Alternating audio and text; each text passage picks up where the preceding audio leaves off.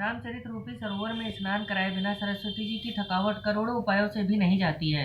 कवि पंडित हृदय में विचार कर कलयुग के पापों को हरने वाले श्री हरि के गुणों का गान करते हैं कि इन्हें प्रकृति जन गुण गाना, सिर धुन गिरा लगत पछताना, हृदय सिंधु मत सीप समाना, स्वाति शारदा करें सुजाना। सामान्य पुरुषों का गुणगान करने से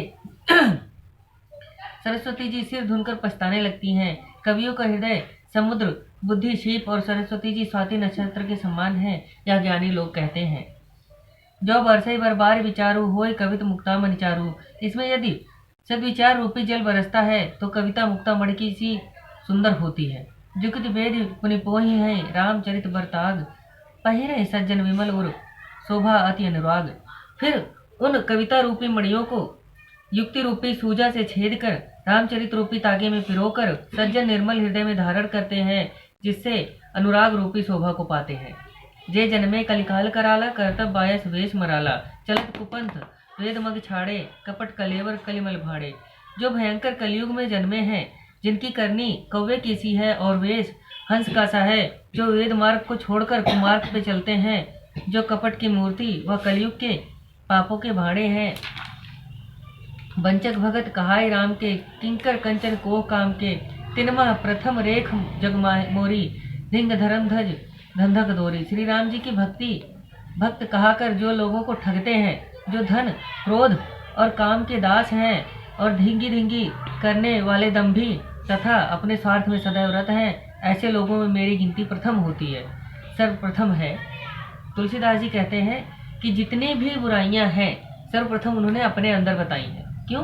क्योंकि कभी भी ऐसा नहीं कह सकते कि वो मतलब कि मेरे अंदर सारी अच्छाइयाँ हैं। कुछ कमियां तो हर इंसान में होती हैं, तो उसमें उन्होंने अपनी सारी कमियों को पहले ही बता दिया है। जो अपने अवगुण सब कहूँ, पाढ़े कथा पार नहीं लाऊं, ताते मैं अतेलब बखाने, थोड़े मोह जाने ही सयाने।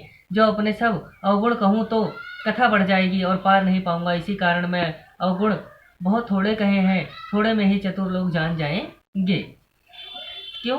क्योंकि तुलसीदास जी की अगर कहानी देखी जाए तो वो जब उनका विवाह हुआ था तो उसके बाद वो अपनी पत्नी से मिलने के लिए रात में निकल गए थे। इसमें उनकी कहानी है पूरी कि रात में निकल गए थे, फिर वो मुर्दे पे बैठ करके उन्होंने नदी को पार किया। जब वो देखा वहाँ पहुँच करके तो घर बंद था, तो घर के अंदर जाने के लिए उन्होंने सांप को पकड़ा और सांप को रस्सी समझ करके ऊपर चढ़ गए। तो ये उनको जीवन में पहली बार ये मतलब उनकी बीवी ने ये कहा कि आप जो है जितना लगन मुझ में लगाए हैं, अगर इतनी लगन भगवान में होती तो आप तर जाते। तो उसके बाद से उन्होंने रामचरितमानस की शुरुआत की थी। इसी के साथ मैं अपना इस वीडियो में अपना समापन करता हूँ। धन्यवाद।